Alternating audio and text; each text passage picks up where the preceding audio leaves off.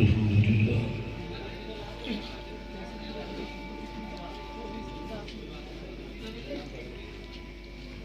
الحمدللہ رب العالمین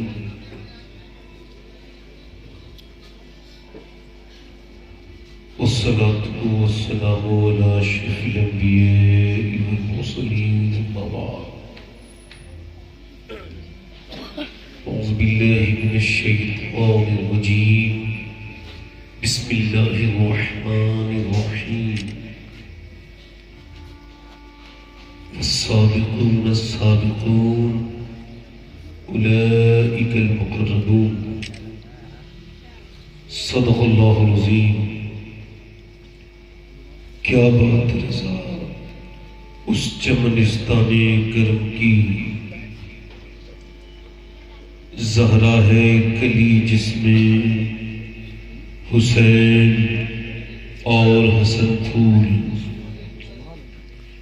تیری سرکار میں لاتا ہے رضا اس کو شفیع تیری سرکار میں لاتا ہے رضا اس کو شفیع جو میرا غوث ہے اور لاڈلا بیٹا تیرا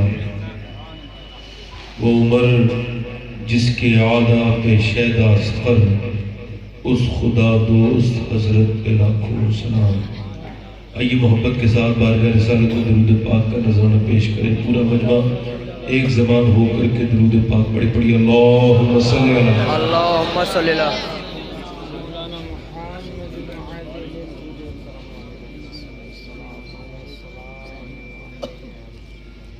بعد ہم درود لائق تعظیم و تکریم ممبر شریف پر تشریف فرما میرے امام کی زینت و رونق معزز علماء اہل سنت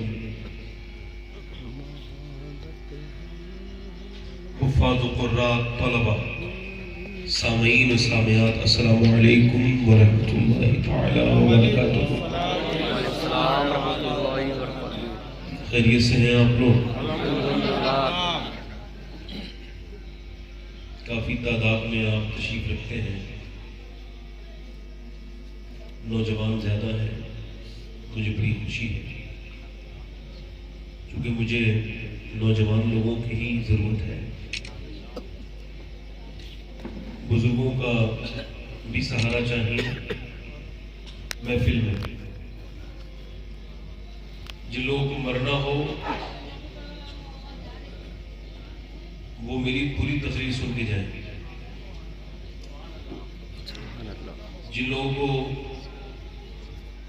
میں کوئی مذاق نہیں کرتا ہوں, سیریس بات کر رہا ہوں. اگر علماء مذاق کریں گے تو پھر یہ بتائیں کہ قبر و حشر سے آپ کو آگاہ کون کرے گا. میری جتنی بھی تعریف ہوئی ہے یہ اپنی محبت ہے ان کی, میں اس لائق نہیں ہوں. میں تو آپ سب لوگوں کا خادم ہوں. اپنی اوقات صرف اتنی ہے, کچھ نہیں بات صرف اتنی ہے. کل بھی ٹکڑوں پہ ان کے پتے تھے, اب بھی ٹکڑوں پہ ان کے پتے. سبحان اللہ اللہ. ہمارے یہ طالب بھائی ان کے سارے ساتھیوں کی محنت ہے, اللہ تعالیٰ سے قبول فرمائے. آمین. اگر کچھ نہ کیا کریں نا تو ایسے لوگوں کی حوصلہ افزائی کر لیا کریں. اگر ایسے لوگوں کی حوصلہ افزائی ہو جائے تو یہ اور بھی امت کے لیے کام کرتے ہیں. سبحان اللہ.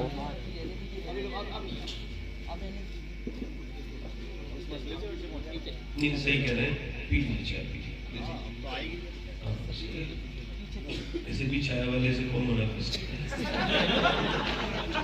تشریف رکھیں.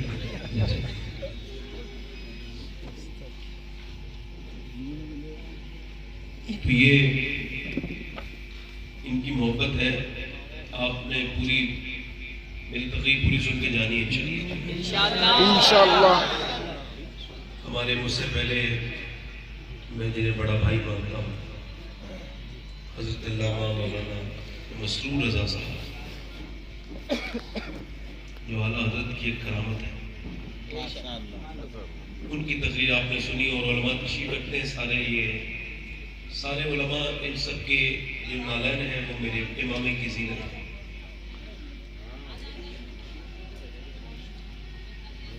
آپ نے عاقب رضا الہ آبادی کو سنا تو میں اس طرح تھا جن لوگوں کو مرنا ہے وہ میری تقریر ذرا دھیان سے سنیں۔ میرے اس دعوے پر دلیل میری تقریر خود ہے۔ اگر میں نے یہ کلیم کیا ہے کہ میری تقریر سننا چاہیے ہر اس آدمی کو جسے مرنا ہے، تو میری تقریر آپ سن کے بتائیں گے کہ میں ٹھیک کہہ رہا تھا کہ پھر نہیں ٹھیک کہہ رہا تھا۔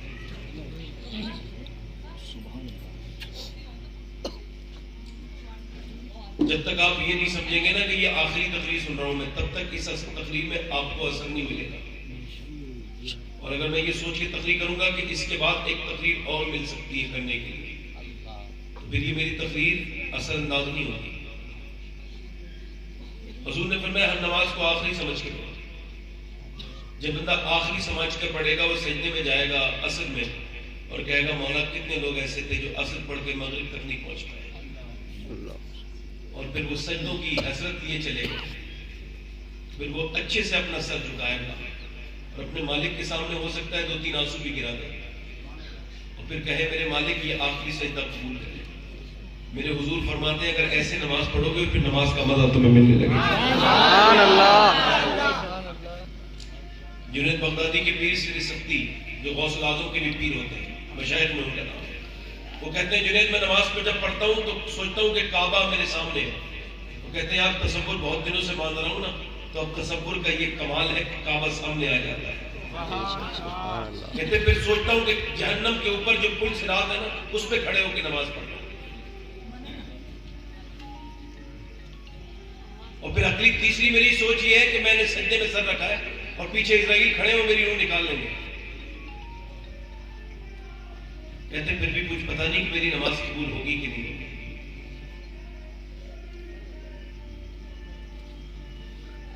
دنیا کو آپ دیکھ رہے ہو کس طرح رنگ میں دنیا ہے۔ اللہ کے پیغمبر صلی اللہ علیہ وسلم نے فرمایا کہ یہ دنیا اللہ کی نظر میں مرے ہوئے جانور سے بھی بیکار ہے۔ میں کیا عرض کر رہا تھا کہ جب تک آپ موت کو قریب نہیں جانو گے تب تک میری تقریر تو اثر نہیں کر پائے گی آپ کو۔ حضور کے چچا حضرت عباس کہتے ہیں کہ حضور اقدس صلی اللہ علیہ وسلم نے ایک جگہ پہ استنجا فرمایا، فراغت حاصل کی اور حضور کو وضو کرنا تھا۔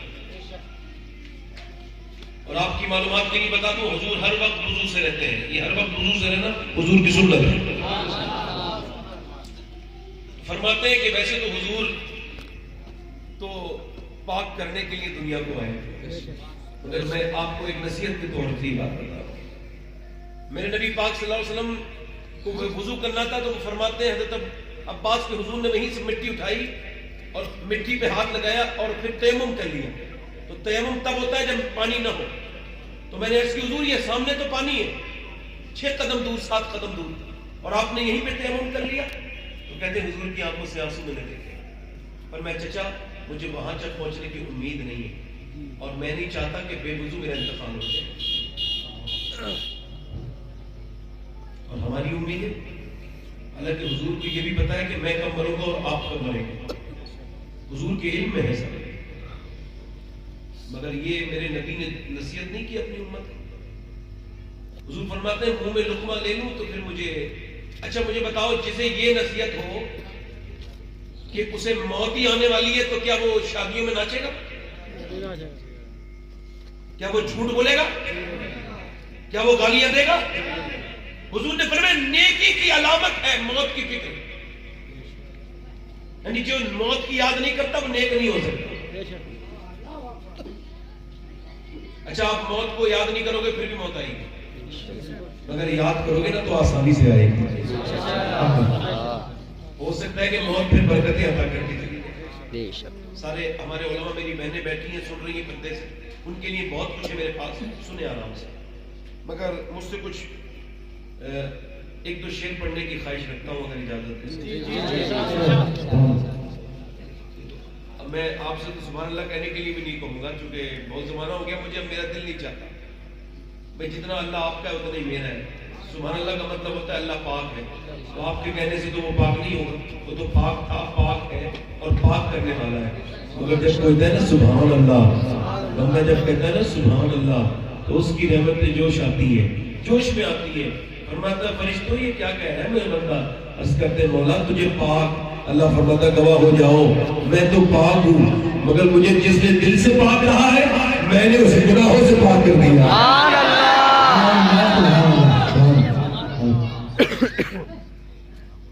حضور کے نام پہ تو وہ بھی بولتا ہے جس کے بولنے کی امید نہ ہو. مدینے میں ایک آدمی ایک بیل پہ بیٹھ کے سواری کر رہا تھا. بیل کا کام سواری کرنا تو نہیں ہے, دیکھو نہ تو بیل کا کام سواری کرنا ہے, نہ دوسروں کو کھیتوں میں جا کے چلنا ہے نا.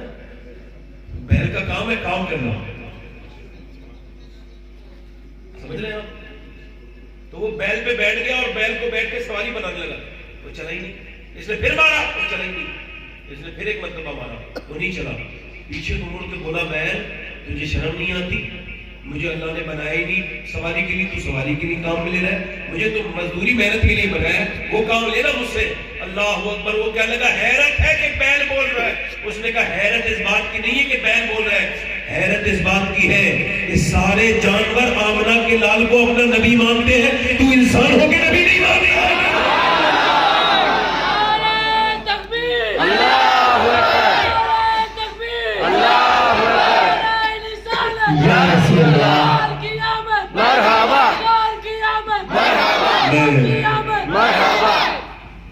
آپ سب تمام حضرات کی نظر کر رہا ہوں. مظفر وارسی صاحب کے 3 مصرے, وہ 6 مصرے 3 شعر پڑھ دوں. آگرے کے لوگ بہت پاورفل لوگ ہیں, چونکہ یہاں سے اجمیر جو قریب ہے, کنیکشن قریب میں ٹاور لگا ہے, دور ہوتا ہے تو ذرا کمزور نیٹ ورک جاتے ہیں, قریب میں ذرا زیادہ آ رہے ہیں. بولو سبحان اللہ. اپنی رحمت کے سمیت میں اتر جانے دے. اپنی رحمت کے سمیت میں اتر جانے دے. اپنی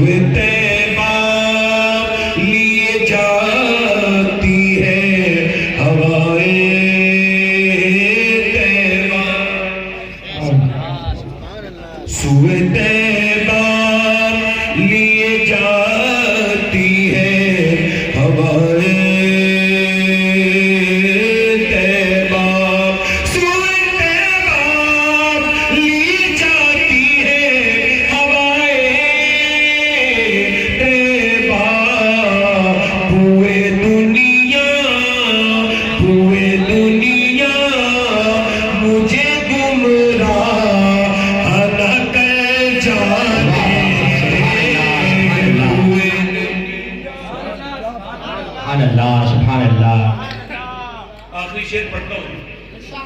علامہ حسن کہتے گر وقت اجل سر تیری چوکٹ پہ دھرا ہو, جتنی ہو قضا, ذرا بولو تو صحیح, جتنی ہو قضا ایک ہی موت پر میری. سبحان اللہ. بولو تو صحیح یار, بولو تو صحیح. موت پر میری شہیدوں کو بھی رشکائے گا.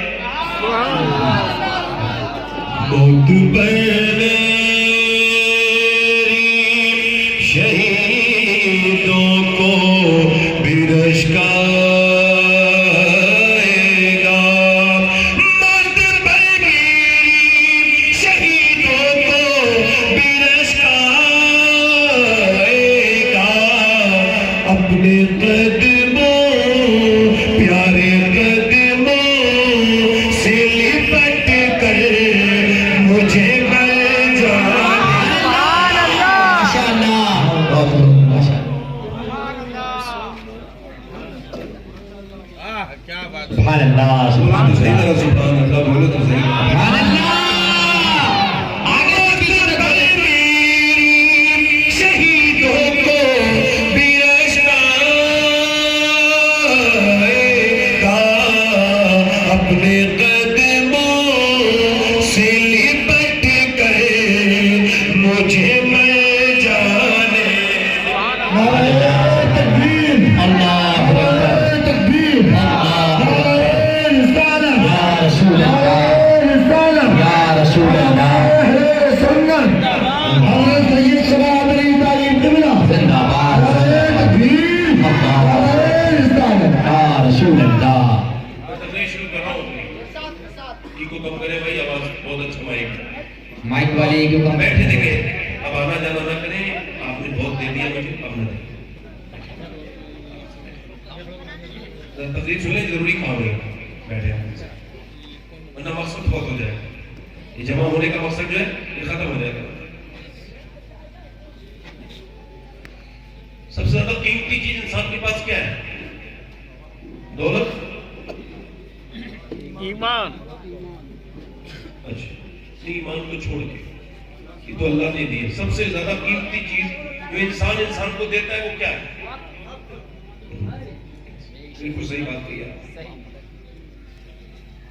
اچھا, وقت کیا خریدا جا سکتا ہے؟ نہیں. ایک آدمی اسپتال میں کھڑا تھا اور اپنے باپ کی مرنے کے بعد ڈاکٹر کے سامنے اس نے 20 لاکھ روپے رکھ دیے اور کہنے لگے 10 منٹ بات کراؤ میری, مجھے اپنے باپ سے بات کرنا ہے, کچھ باتیں ادھوری رہ گئی ہیں. ڈاکٹر نے کہا بھائی یہ کام اللہ کا ہے, میرا نہیں ہے, مر چکا ہے وہ, میں آپ سے معافی چاہتا ہوں. ایک آدمی 50,000 روپے خرچ کر کے سعودی عربیہ سے اپنے باپ کی موت کے وقت جا رہا تھا. چلتے چلتے دروازے تک پہنچا, دلی اترا, پھر دلی سے کار لی, اپنے دروازے پہ پہنچا تو باپ کا انتقال ہو چکا. اس نے کہا مجھے وقت کا احساس ہو گیا, اگر 2 منٹ میرے باپ کے پاس ہوتے تو میں اپنے باپ سے 5 سال سے نہیں ملا تھا, آخری بار ایک بات ضرور کر لیتا. یہ باتیں میں آپ کو اس لیے نہیں بتا رہا ہوں کہ آپ کو اس میں لطف لے لیں, میں یہ بتا رہا ہوں سب سے زیادہ قیمتی چیز ہے وقت, اور وہ اتنا بیکار طریقے سے خرچ ہو رہا ہے کہ جیسے بہترین کھانے کو نالی میں پھینک دیا جائے.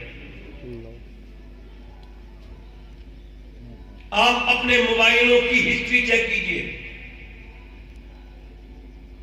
اور پھر وہ ہستیوں کے بارے میں غور کیجئے کہ کتنے یوٹیوب پر کتنی لمبی لمبی فلمیں آپ نے دیکھی ہیں. ایک بار میں ٹرین میں آ رہا تھا تو عجیب بات تھی, کچھ لوگ موبائل میں لگے ہوئے تھے. آج لگے رہتے ہیں لوگ, اب تو مل کے بھی لوگ ملتے نہیں, ملتے تو موبائل میں لگے رہتے. 4 لوگ ملیں گے اور موبائل میں لگے رہیں گے. ارے ملے نا تو آپس میں بات کرو بھائی, یہ موبائل میں کیا لگے گا, پھینکو اسے. تو میں ٹرین میں دیکھا موبائل میں لگے تھے لوگ, تو میں سوچنے لگا میں یا اللہ تو نے کیا انسان کو موبائل کے لیے پیدا کیا تھا, یہ موبائل چلا ہے. وقت کٹ نہیں رہا ہے صاحب, یا نہیں ہو رہا ہے. یہ دل جب برباد ہو جاتا ہے نا تو اس طرح کی چیزیں نہیں صاحب, یہ دل نہیں لگ رہا, وقت کٹ نہیں رہا ہے, بور ہو رہا ہوں. جسے موت کی فکر ہو وہ بور ہوگا. اللہ نے انسان ایسی پاورفل چیز بنائی تھی, مگر انسان کیا کر رہا ہے, میں جب دھیان دیں, موبائلوں میں لگا ہوا ہے وہ. میں پوچھنا چاہتا ہوں نوجوانوں تم سے, یہ فیس بک کو جو تم نے 4, 5, 10 گھنٹے دیے, کیا اس کا کوئی بدلہ لا سکتے ہو دنیا میں؟ یہ جو انسٹاگرام کو تم نے وقت دیا, کبھی سوچا کہ انسٹاگرام کو وقت دے کر کے تم نے اپنی زندگی برباد کر لی؟ لائکوں کے چکر میں بھیک مانگنے والوں, یہ کیا لگا رکھا ہے؟ موبائلوں میں وہ لگایا, اسٹیٹس چل رہا ہے آج کل, اسٹیٹس. یہ موبائل میں عورتیں بھی اسٹیٹس لگاتی ہیں معاذ اللہ. اب تو اسی سے جھگڑے ہو جاتے ہیں کہ تو نے یہ اسٹیٹس کیوں لگایا تھا, یہ میرے خلاف جا رہا ہے. ساس بہو سے جھگڑا کر لیتی ہے, یہ تیرے موبائل میں کیوں لگا ہوا ہے اسٹیٹس. اور وہ ننوں میں اور ساسوں میں لمبا چل رہا ہے معاملہ. اسٹیٹس کا مطلب ہے حالات. کیا ہوتا ہے؟ تو حالات کے سب کو بتانے کے ہوتے ہیں. پہلے مسلمان سب کو حالات نہیں بتاتے تھے. میں یہاں ہوں، ارے تو میں کیا کروں تم یہاں ہو؟ میں یہاں کیفے میں ہوں. یار اپنی اپڈیٹ کیوں دے رہا ہے کسی کو تو؟ پرائیویسی بھی تو کوئی چیز ہوتی ہے نا، پرائیویٹ بھی تو کوئی چیز ہوتی ہے. تیری کوئی چیز پرائیویٹ نہیں رہی. تو نے اپنی بیوی کا بھی اسٹیٹس فوٹو پہ لگا دیا. جو تیرا موبائل میں جس کا بھی نمبر سیو ہے وہ تیری بیوی کو دیکھ لے گا. مسلمانوں کی غیرتیں ختم ہو رہی ہیں. یاد رکھو میرے جیسے لوگ چلے جائیں گے دنیا سے، آپ بھی چلے جاؤ گے. مگر ایک بات یاد رکھنا، اگر آج میں اور آپ اگر وقت پہ نہ سنبھل پائے تو خدا کی قسم آخرت میں سوائے پچھتاوے کے کچھ نہیں ہوگا. آخرت تو بات کی بات ہے. واصف علی واصف فرماتے ہیں جو وقت برباد کر رہا ہے ایک دن وقت اسے برباد کر کے چھوڑے گا. اللہ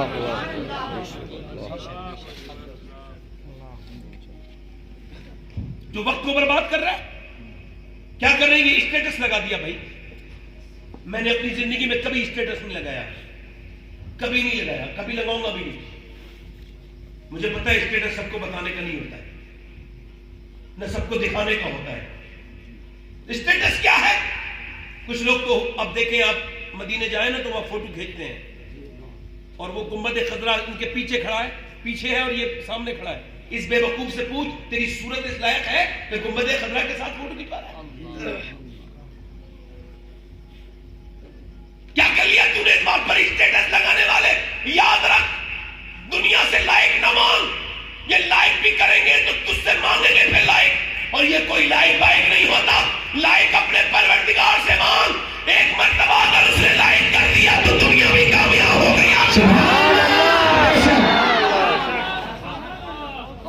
بہت خوب ماشاءاللہ. اس سے بھیک مانگ. پہلے کے مسلمان عورتیں بھی اور مرد بھی وہ اسٹیٹس نہیں لگاتے تھے، دنیا کو اپنی حالات نہیں بتاتے تھے. انہیں پتہ ہے حالات بتانے کا وقت اچھا کون سا ہے. وہ تہجد میں اٹھتے تھے اور مصلی پہ جا کے کہتے تھے مالک میرے حالات ٹھیک نہیں ہے، میرے پروردگار مجھ پہ کرم کر دے. انہیں پتا تھا کہ میری تقدیر اگر بدلے گی تو سجدے سے بدلے گی. سبحان اللہ. بہت خوب. عرض کرنا چاہتا ہوں آپ سے، آپ بہت اچھا ماشاءاللہ سن رہے ہیں، میری بات سنیں. وقت اسے دیا جائے. اچھا میری بات سنیں، مسلمان نوجوان لڑکے کتنے ایسے ہوں گے جنہوں نے اپنے فیس بک کو تو 3-3 گھنٹے روز دیکھتے ہیں، انسٹاگرام بھی دیکھتے ہیں، جنہوں نے 10 بار حضور پر درود پڑھا ہوگا روز؟ بہت. یار میں کہہ رہا ہوں بوڑھی ماں کے لیے 10 منٹ نہیں ہے. اور فیس بک، حالانکہ فیس بک تو جب تک تو زندہ ہے تب تک رہے گا. ماں تو بوڑھی ہے نا. سب سے بہترین چیز ہے کہ ماں کے قدموں میں بیٹھ جائے گا. صحیح بتا رہا ہوں، صحیح بتا رہا ہوں. اگر ایمان والا آدمی ہے نا تو جو مسجد میں بیٹھ کے سکون ملتا ہے نا اس سے تھوڑا سا ہی کم ماں کے پیروں میں بیٹھ کے بھی سکون مل جاتا ہے. سبحان اللہ. میں عرض کر رہا تھا پہلے کے مسلمان اپنا وقت اسے دیتے تھے جو ان کے وقت کا صحیح استعمال کرے. اور وہ بھولے نہیں تھے کسے؟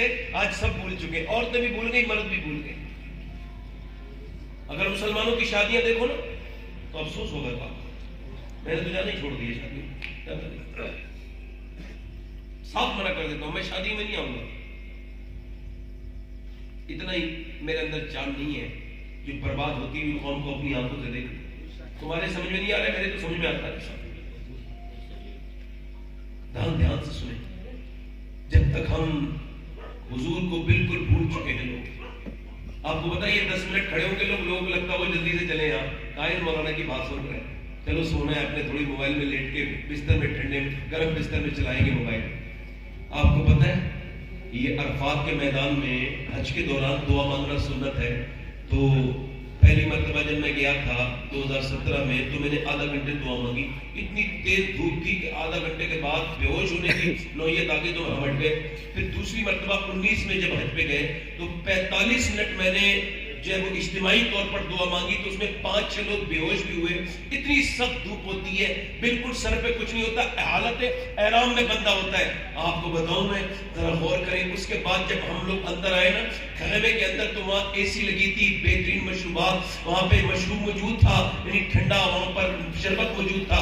اب دیکھیں اس سب کے بعد حضرت ابو ہریرہ کی ایک حدیث یاد آتی ہے. وہ کہتے ہیں آخری حج کے موقع پر جب نبی پاک نے تپتی ہوئی دھوپ میں سرکار دو عالم نے جب دعا مانگنا شروع کی ہے, تو فرماتے حضور دعا مانگتے مانگتے اپنے ہاتھ اپنے سینے پہ لگا لیتے ہیں, اور پھر سسک سسک کے حضور رونے لگتے ہیں. اور 1 گھنٹہ نہیں 2 گھنٹہ نہیں, حضور امت کے لیے 6 گھنٹے دعا مانگتے ہیں.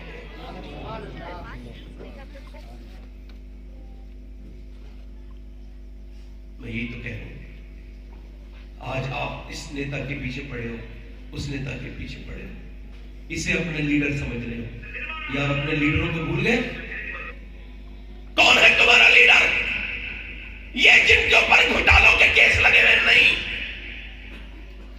وہ جن کی بڑی بڑی بلڈنگیں بن گئی وہ نہیں. ہمارا لیڈر کون ہے؟ میں بتاؤں تمہارا لیڈر کون ہے. اس نے حکومت تو صرف 10 سال کی تھی. کتنے سال؟ 10 سال. مگر 10 سال میں 1060 شہر فتح کیے. میں ایک ویدھان سبھا کی بات نہیں کر رہا ہوں, یا ایک لوک سبھا کی بات نہیں کر رہا ہوں, میں شہروں کی بات کر رہا ہوں. کتنے؟ 1060 شہر, یعنی اس کی دور حکومت میں ہر 3 دن میں ایک شہر فتح ہوتا. اور سنیں یہ کہانی اپنے بچوں کو سناؤ ان لوگوں کی, کہ وہ 10 سال میں کس نے, اس نے جو ہے نا 10 سال میں 1060 شہر فتح کیے. اور مساجد کتنی بنائی اس نے؟ 10 سال میں 4000 مسجدیں بنائی. کتنی؟ 4000. یہ بتاؤ ہر دن میں, ایک دن میں 3 مسجدیں تعمیر ہوتی تھی اس کے زمانے میں. 3. ارے ذرا غور تو کرو, وہ کتنا بڑا انسان تھا کہ بیا اس نے ایک کروٹ لی تو قیصر کو برباد کر دیا, دوسری کروٹ لی تو کسریٰ کو برباد کر دیا. جس کے بارے میں ایک انگریز نے لکھا تھا کہ دنیا میں اگر 1 سال عمر اور زندہ رہ جاتا تو سوائے اسلام کے دنیا میں اور کچھ نہیں.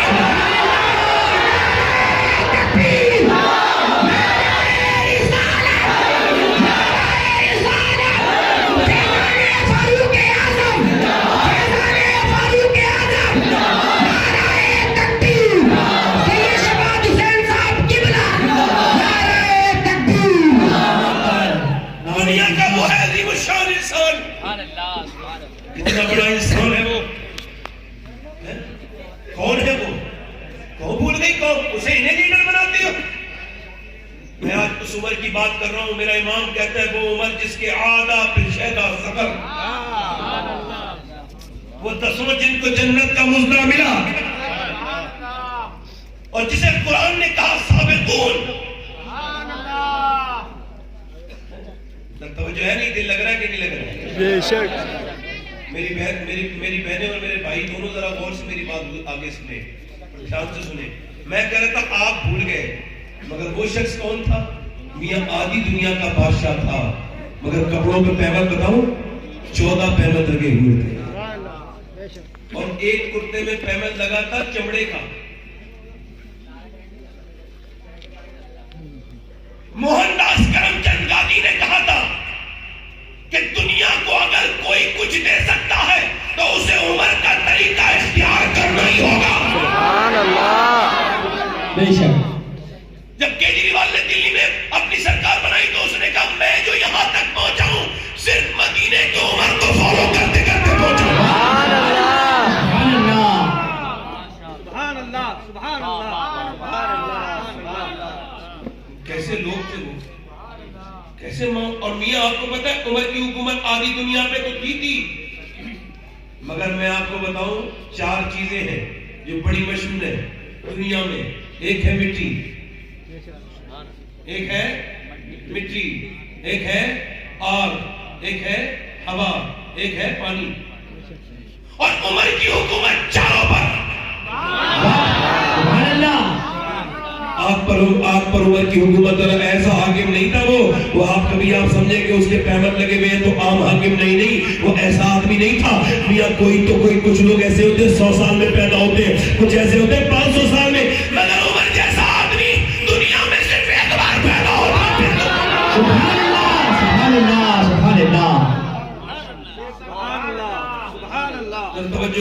غور کریں ذرا غور کریں. دیکھیں آپ دیکھیں ادھر ہوا ہے, ہوا پانی ہے, اس کے بعد آگ ہے, اس کے بعد مٹی ہے, عمر کی چاروں پر حکومت ہے. اب میں بیان کرتا ہوں ذرا غور کریں. ایک مرتبہ مدینہ شریف میں آگ جو ہے وہ آگ بڑھ کے آ رہی تھی مدینے کی طرف کو, یعنی ایک آتش فشاں پہاڑ جو تھا اس کے اندر سے لاوا پھوٹنے لگا اور وہ مدینے کی طرف آنے لگا. جب وہ آنے لگا تو ایک آدمی نے آ کر کے حضرت عمر سے کہا حضور مدینے کی طرف آگ آ رہی ہے, دعا فرمائیں. آپ نے فرمایا دعا کی ضرورت نہیں ہے, ایسا کرو تو میری چادر لے کے جاؤ اور میری چادر سے پیچھے کر دو. ایک صحابی لے کر کے چادر جا رہا ہے, یار ایک کام چادر ہے, آپ کا کام ہے کپڑے کو جلا دینا. مگر اس دن آگ نے جلایا نہیں, وہ لاوا تپتا ہوا وہ جو صحابی آگے بڑھے اور جا کر کے اس آگ کو ایسے کر کے کہتے تھے جیسے کوئی چرواہا اپنے جانور کو مارتا ہے,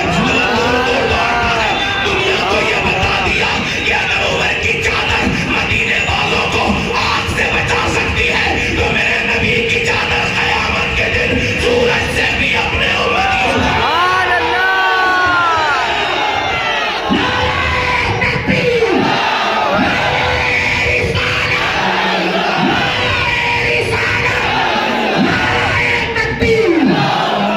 سبحان اللہ. سبحان اللہ بہت خوب. ان لوگوں کی کا ذکر کرتے ہو, ایسے لوگوں کا ذکر کرو نا. چادر دے دی جا, میری چادر بولو تو سبحان اللہ, یار کیا بات ہے, سبحان اللہ بولو تو چادر دے دی. اب میاں ذرا غور کرے ذرا غور کرے. ساریہ دور جا, ایک صحابی نے, ان کا نام ہے ساریہ. اب وہ جب ایک پہاڑ کے پیچھے جنگ کر رہے تھے. اچھا جب جنگ کر رہے تھے تو حضرت عمر خطبہ دے رہے تھے. خطبہ دیتے دیتے حضرت عمر نے کہا اے ساریہ پہاڑ کی طرف دیکھو, اے ساریہ یہ پہاڑ کے پیچھے دیکھو. حضرت عمر نے جب یہ کہا تو اس وقت وہ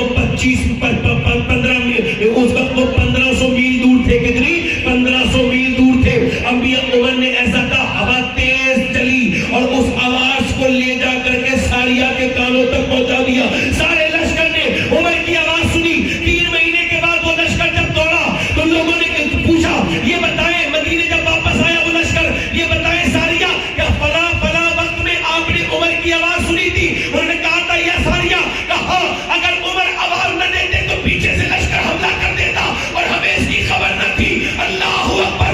اگر عمر 1500 میل دور ساریہ کے حالات دیکھ سکتا ہے تو پھر میرا مصطفیٰ مدینے میں بیٹھے بیٹھے آگرے کے حالات بھی دیکھ سکتا ہے. ماشاء اللہ.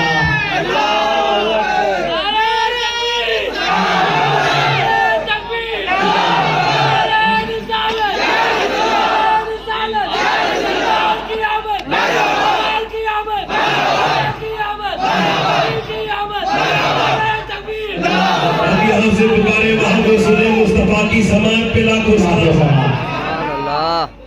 اب دیکھیں آپ تیسری چیز بیان کرتا ہوں ذرا غور کریں. میں نے آپ کو آگ, ہوا اور پانی. اب پانی ہم پہلے آپ پانی سن لیجئے. اب ذرا غور کریں, اب مصر میں مسلمانوں کی حکومت ہوئی. اب اب مسلمانوں کی جب حکومت ہوئی تو دریائے نیل سوکھ گیا. جب دریا نیل سوکھ گیا تو لوگوں نے کہا جب تک لڑکی کی بھیٹ نہیں دی جائے گی تب تک دریا چالو نہیں ہوگا. اور کہا اچھا. تب پھر حضرت عمر کو خط لکھا گیا. مسلمان ان باتوں کو نہیں مانتے ہیں. حضرت عمر کو خط لکھا گیا. عمر نے خط پڑھا, فرمایا اب حضور کی حکومت ہو گئی ہے مصر میں, اب کسی لڑکی پر ظلم نہیں ہوگا.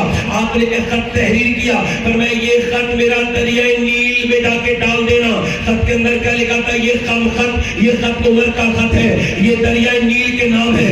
اگر تو اللہ کے حکم سے بہتا ہے تو بہتا رہے, اور اگر نہیں بہتا تو عمر کو تجھ سے کوئی مطلب نہیں. جب یہ دریائے نیل میں جا کر کے ڈالا گیا مصر کے اندر یہ پرچہ, تو دریا بہا اور 1400 برس ہو گیا, آج تک ویسا کا ویسا ہی بہا. سبحان اللہ. بہت اب میاں پھر اس کے بعد ذرا غور کریں. اب مٹی کی بات رہ گئی. ایک مرتبہ مدینے میں زلزلہ آنے لگا. بولو سبحان اللہ. کیا لگا زلزلہ مدینے میں؟ جب زلزلہ آیا, جیسے ہی زلزلہ آیا, عمر نے زمین پہ پاؤں رکھ کے فرمایا اے زمین کیا میں تیرے اوپر انصاف نہیں کرتا ہوں جو تو ہل رہی ہے؟ زمین بالکل ہلنا بند کیا اور ساکن جو بہت ادار دیکھتی ساکن ہو گئی, یعنی زلزلہ جاتا رہا. اللہ اکبر. جب عمر کے قدم کا یہ عالم ہے تو پھر مصطفیٰ کے قدموں کا سبحان اللہ. فیضان فاروق اعظم, فیضان فاروق اعظم. ان سے پوچھنا, یہ لوگ کہتے ہیں نبی کچھ نہیں کر سکتے. ان سے پوچھنا وہ کون ہے نہیں کر سکتے, یا تو فاروق کر رہے ہیں. کون اجالے میں آؤ نا بھائی, آپ بھی تو پرانے زمانے میں ہمارے ہی ہو نا, آ جاؤ نا واپس, جہاں سے کہتے وہی واپس آ جاؤ, ہے نا؟ تو جائے کہ نہیں؟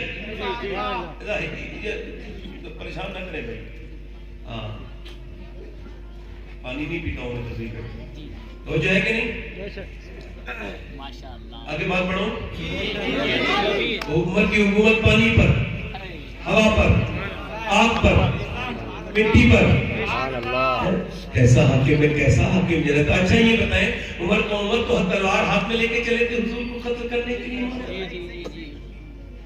آج میں ختم ہی کر دوں گا سارا قصہ. بڑے جنون کے ساتھ نکلے. کسی نے کہا عمر کہاں جا رہے ہو؟ پتہ نہیں تمہاری بہن بھی ایمان لا چکی ہے, تمہارا بہن بھی ایمان لا چکا ہے. عمر نے دروازے پہ دستک دی. بہن اس وقت قرآن کی تعلیم حاصل کری تھی, قرآن پڑھ رہی تھی. بہن نے جب سنا عمر آئے, ایک دم قرآن چھپایا, بیٹھ گئی. عمر کہنے لگے کیا تم اسلام لائے ہو؟ کہنے لگے ہاں لائے ہیں. تو پہلے بہنوئی کو مارا, بہت زور سے مارا, گرا گرا کے مارا, منہ پہ تماچے مارے. جب بہنوئی کے اوپر چڑھ کے بیٹھے تو بہن بولی کیا مجھے بیوہ کر کے چھوڑے گا؟